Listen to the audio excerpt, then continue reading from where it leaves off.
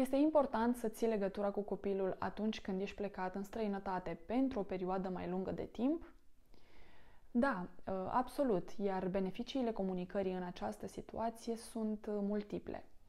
Comunicarea constantă dintre părinți și copil menține legătura strânsă dintre aceștia, iar astfel copilul se simte în siguranță.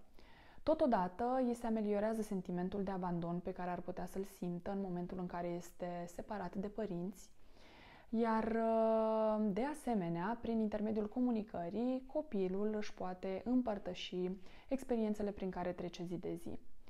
În zilele noastre este foarte simplu să ții legătura cu cineva, deoarece canalele de comunicare sunt multiple și instante, iar prin intermediul acestora, părinții pot fi aproape de copiilor, chiar și de la distanță.